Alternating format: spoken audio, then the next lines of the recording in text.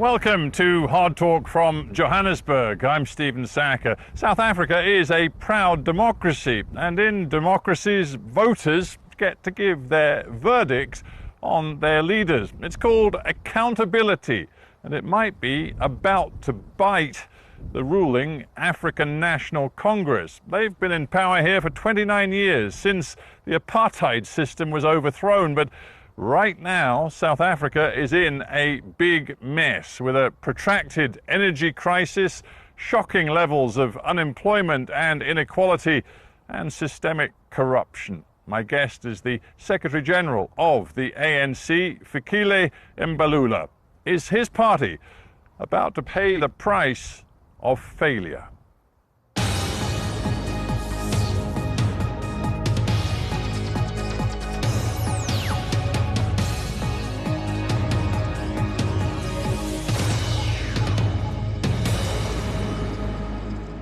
Fikile Mbalula, welcome to Hard Talk. Thank you for having us, and welcome to Lutulia House. It's a great pleasure to be here. How disappointed are you with the state South Africa is in today? South Africa is undergoing challenges like many other countries, but I think to put us into a category of a failed state, it's an exaggeration.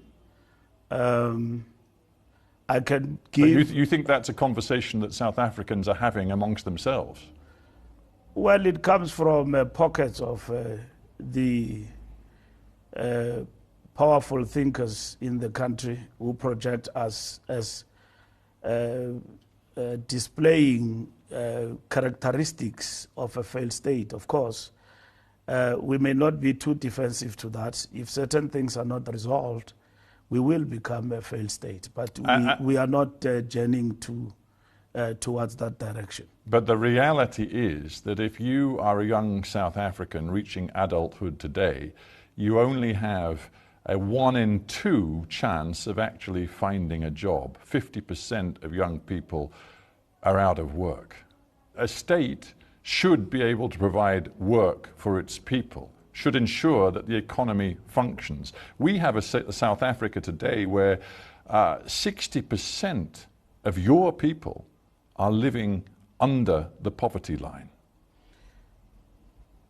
People living under the poverty line is a reflection of the state of the economy that has been battered, both informed by global features of the economy that is fluctuating at an international level, which has had an impact on our own economy, but also partly some of our own weaknesses in terms of managing the economy well. And we are on the recovery, and objectively, the COVID-19 messed up a lot of countries. The Ukraine-Russia war in itself has shattered most economies in the world, and it has brought a high level of cost of living and a number of challenges that have affected adversely the developing nations. So but some of the features that we see in terms of the economy of South Africa are not immune to us only. If you look at the state of unemployment in Europe, in some of the advanced economies, it is earth-shattering. Yes, nothing like it is here, though. And Mr. Secretary General, we have to face one simple fact. Your party, the ANC, has been in power for 29 years, and you quite literally cannot even keep the lights on in this country today. We have been in power for less than 30 years.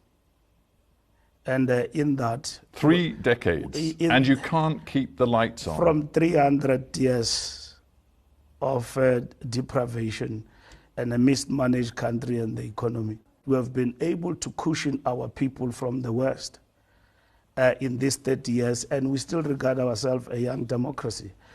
I can tell you, for an example, we have connected more of our people to the grid like never before, and small businesses in this country, where even people in the deep rural have never had an opportunity to have a taste of what is it to live with an electricity. But what they are living with today across It's this a load country. shedding that we are going to crash and defeat. Yes, you call it load shedding. It basically means the power is out.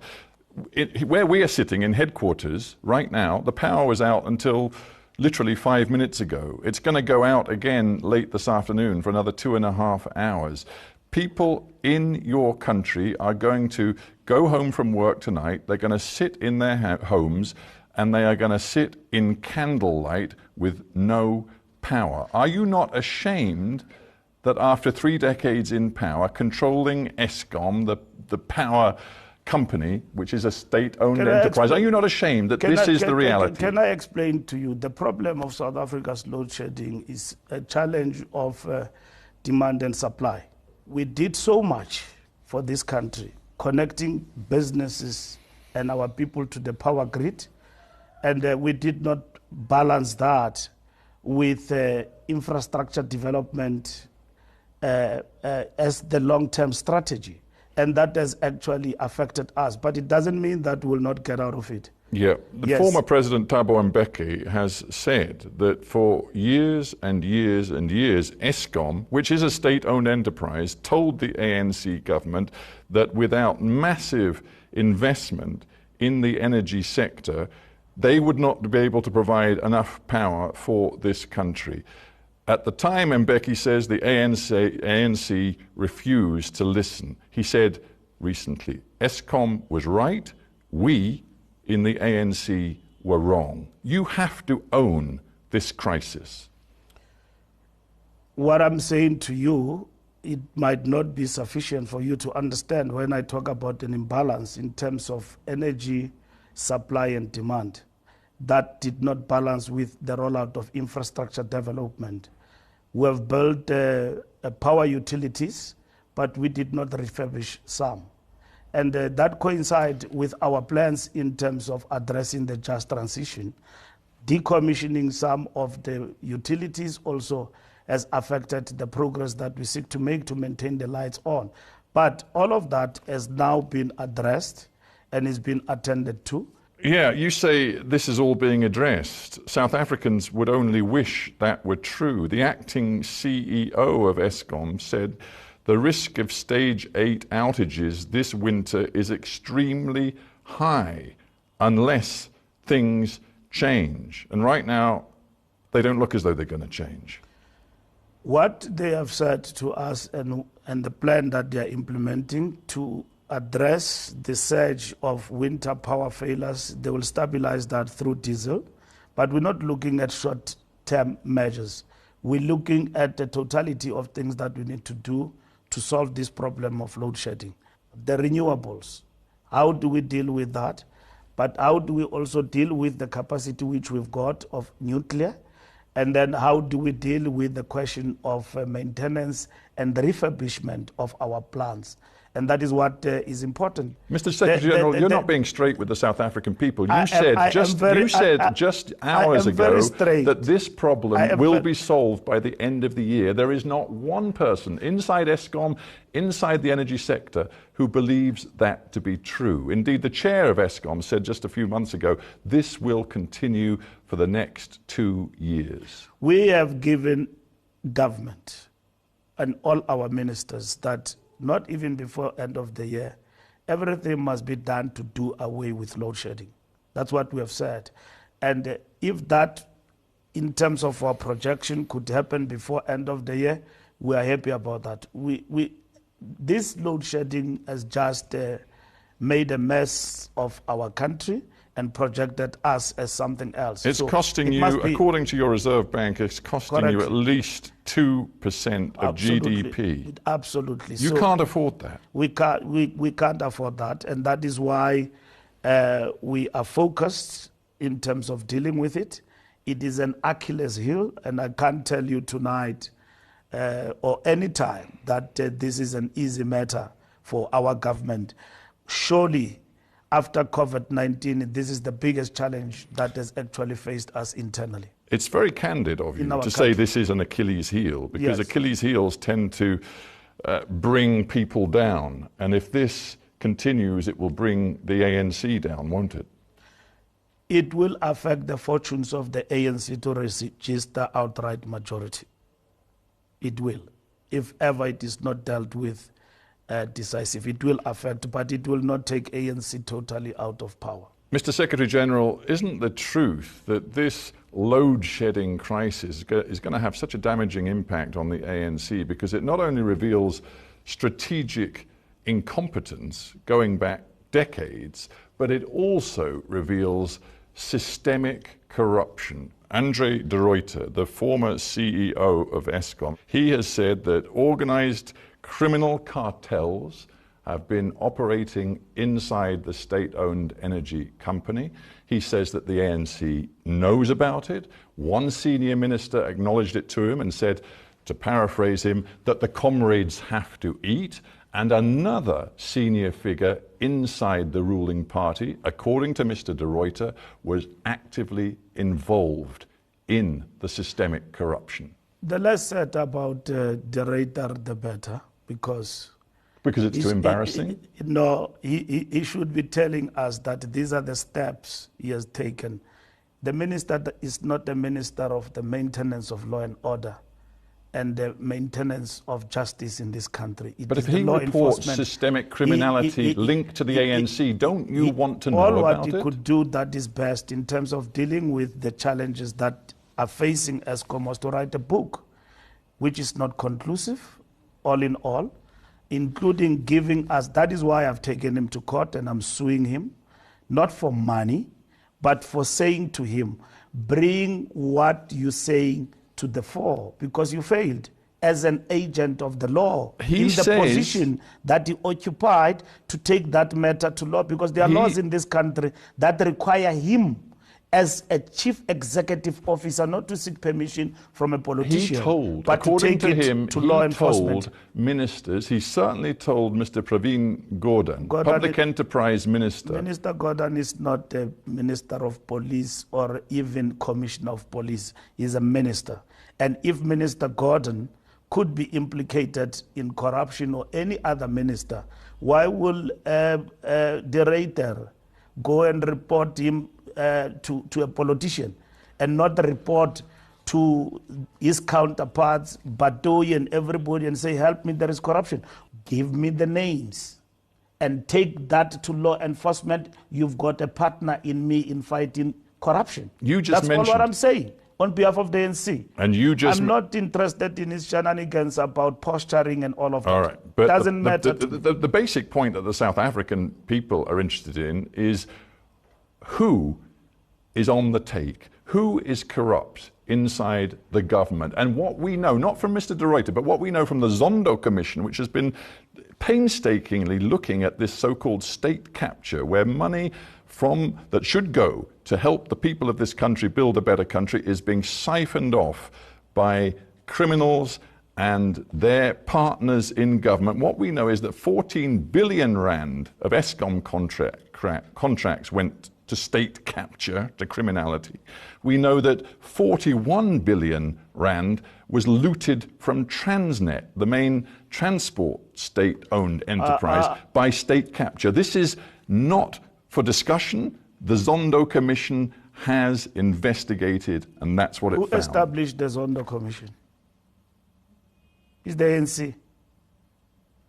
You expect credit for that? As a measure of fighting corruption, I don't expect credit for that.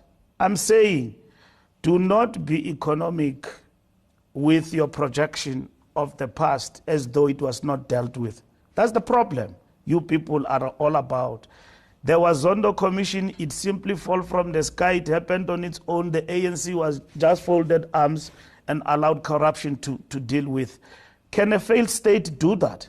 To establish a commission to fight corruption? So you tell me the senior figures inside the ANC who have been brought to justice. Have you been told, I can't give you now the numbers, how many billions have been covered through forfeiture unit, which has been beefed up in the fight against state capture and getting money that has been stolen as a result of corruption in this country? As we speak, you're not emphasizing that. Correctly so, The report of the Zondo Commission does say those things, but who established the Zondo Commission? It's the ANC. Where are the big fish Where have in the you government seen, and the ANC who are currently behind bars for systemic corruption? The work in terms of this commission has just ended a year ago. Law enforcement is, a lot of resources have been injected into law enforcement. Special investigations to investigate this corruption are being undertaken. The Guptas have run away from this country. We are still fighting their extradition from Dubai. Are you also aware of the degree to which overseas investors are now turning away from South Africa? Neil Froneman, the CEO at Sibanye-Stillwater, which I think is the biggest employer in the mining sector in South Africa, he says business investment in South Africa is on strike. Investors now are very negatively disposed to this country. They've lost faith and they've lost trust. For outside investors, they look at the foreign policy, diplomatic orientation of South Africa. They see that right now you are locked in a tense dispute with the United States because the US sees you as deeply sympathetic to Vladimir Putin's Russia, despite the Russian all-out invasion of Ukraine. We have explained those issues. Our government is dealing with those matters with the United States of America. We are not locked in any dispute of any form. And we are non-aligned when it comes to the conflict in Russia. And that is the line we're pursuing. Well, the US ambassador here in South Africa said that he had evidence that weapons had been loaded onto a Russian... I met with him yesterday. He apologized for being overzealous and saying things that he shouldn't have said. Yeah, you say he's apologized. We have not heard him himself issue an apology. Well, I am saying to you, he have apologized. I met him right here in the Revolutionary House yesterday. Your government has launched an investigation about that alleged weapons shipment. It is correct. Can you categorically guarantee to me here and now, as the head of the ANC, that no weapons were put on board that vessel? Our government has reassured the ANC that there is nothing to the truth about weapons being exchanged between our country. I phrased my question carefully. Can you now categorically say no weapons were put on board that Russian ship? I've explained to you that there is a action that has been taken by our government in terms of investigating. South Africa is a treaty member of the International Criminal Court. If Putin comes here in August, as planned, your government will be obliged to arrest him. As head of the ANC, do you believe your government should and indeed will arrest Vladimir Putin? If it was according to the ANC, we will want President Putin to be here even tomorrow. You would? To come to our country. But you would welcome Vladimir Putin here right now, Of course, we will welcome. A man who is being investigated for war crimes by the International Criminal Court. We will welcome him to come here as part and parcel of BRICS, but we know that we are constrained by the ICC in terms of doing that. Putin is a head of state. Do you think that a head of state can just be arrested anywhere? How many crimes have your country committed in Iraq? How many crimes have everyone else who's so vocal today committed in Iraq and Afghanistan? Have you arrested them? You know the impact that this stand of yours... You're making a lot of noise about Putin instead of working for peace between Ukraine and Russia, and you failed to resolve the war. Where are the weapons of mass destruction? Tony Blair went to Iraq and claimed that there are weapons of mass destruction. Did you see anybody standing against that in the United Kingdom and Britain? More than millions of people have died in Iraq and Afghanistan, and there are no weapons of mass destruction. We know what the war is about. Mr. Secretary General, between Russia and Ukraine. We want peace. That's what is important, so that the world can thrive. And organs and institutions of the world that institute world peace must not be conspicuous by their silence in deciding decisively. We don't have much time left. I want to bring it back to domestic South African politics before we end.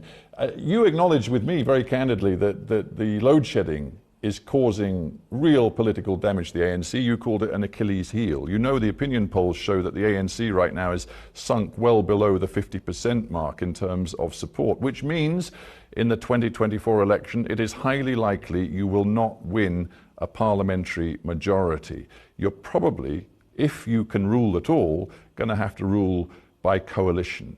Are you looking at Julius Malema's economic freedom fighters as a partner for the ANC after 2024? I've been heading ANC elections now for over a decade. I've never gone to an election where the polls have been positive about the incumbent.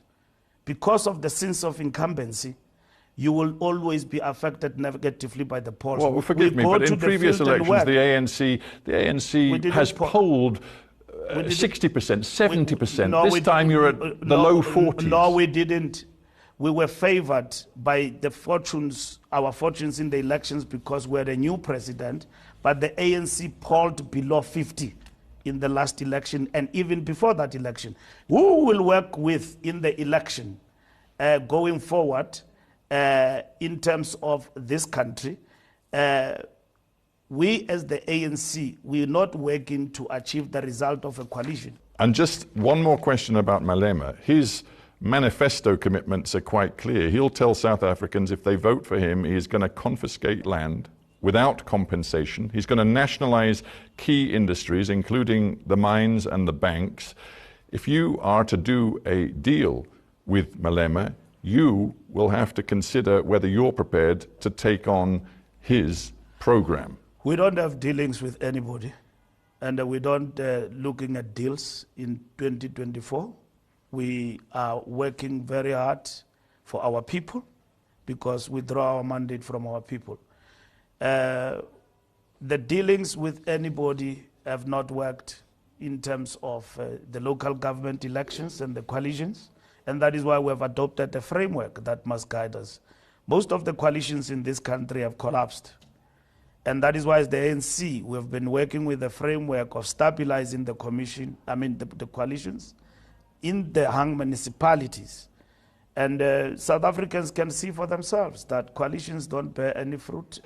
I'm sure you'd agree with me that democracy is all about accountability. It gives people the right to hold their leaders to account. After 29 years, with the state South Africa is in today, where you literally can't even keep the lights on, do you think that you in the ANC deserve the continued support of your people? In that 30 years, we have connected our people to the grid. We have guaranteed and given our people social security. We have given our people decent housing. We have faltered on electricity, which is load shedding, a single biggest demand for our people and our economy, and we are going to solve it. And doing the misrule of 300 years, in 30 years, we have done so much. And yet we are defined by one single issue. We will defeat that issue. As the African National Congress, we are determined to ensure that load shedding is something of the past.